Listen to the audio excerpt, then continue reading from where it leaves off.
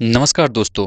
Corona के दर्द से लोग अभी उभरे भी नहीं थे कि कोविड वैक्सीन को लेकर नए नए खुलासे हो रहे हैं, जिससे देश विदेश में हड़कंप मच गया है।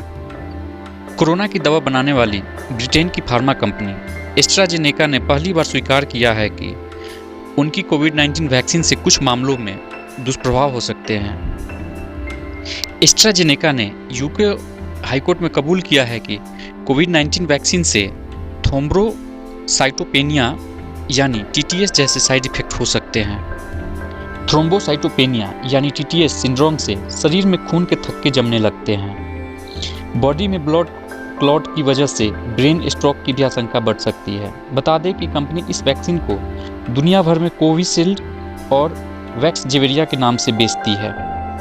एस्ट्राजेनेका के खिलाफ ब्रिटेन के जेमी स्कॉट नाम के शख्स ने केस दर्ज कराया है। स्कॉट का दावा है कि कंपनी की कोरोना वैक्सीन की वजह से वह थ्रोम्बोसाइटोपेनिया सिंड्रोम की समस्या से जूझ रहे हैं। वह ब्रेन डैमेज के शिकार हो गए थे। कंपनी की कोरोना वैक्सीन के खिलाफ दर्जन भर से ज़्यादा लोगों ने कोर्ट का रुख किया है। इन लोगों का आरोप है कि वैक्सीन लेने के बाद उन्हें साइड इफ़ेक्ट का सामना करना पड़ा है।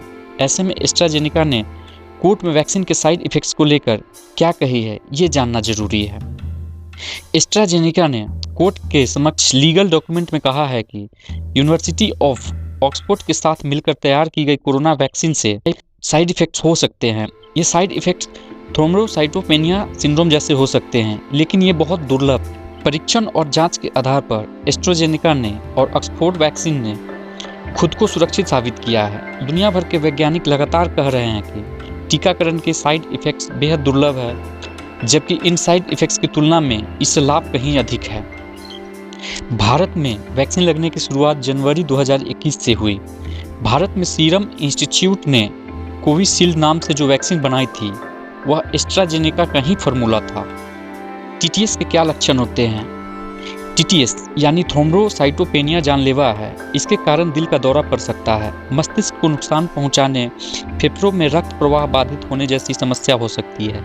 इसके लक्षण में सिर दर्द, पेट दर्द, पैरों में सूजन, सांस लेने में परेशानी और सोचने में समस्या या दौरा पड़ सकता है। क्या कहते हैं भारत के डॉक्टर? भारत में जिन लोगों ने लगभग 2 साल पहले वैक्सीन लगवाई थी, वो आज बहुत चिंतित है। नेशनल इंडियन मेडिकल एसोसिएशन के सह अध्यक्ष डॉक्टर राजीव जयदेव ने कहा, आमतौर पर वैक्सीन लगने के बाद कुछ हफ्तों जैसे कि 1 से लेकर के 6 हफ्तों के भीतर साइड इफ़ेक्ट होते हैं। इसलिए भारत में जिन लोगों ने 2 साल पहले वैक्सीन लगवाई थी, उन्हें चिंता करने की ज़रूरत नहीं है। यह साइड इफ़ेक्ट पहली खुराक के बाद पहले महीने में ही होते हैं, उसके बाद नहीं। वैक्सीन के बाद टीटीएस के मामलों की जानकारी सामने नहीं आई है, जबकि वैक्सीन की लाखों खुराकें दी जा चुकी है। जानकारी के लिए बता दें कि ब्रिटेन और यूरोपीय संघ में अब तक 1,70,00,000 से अधिक लोगों को टीका लगाया गया है, जबकि पिछले सप्ताह तक इस बीमारी से 40 से भी कम मामला सामने आए हैं।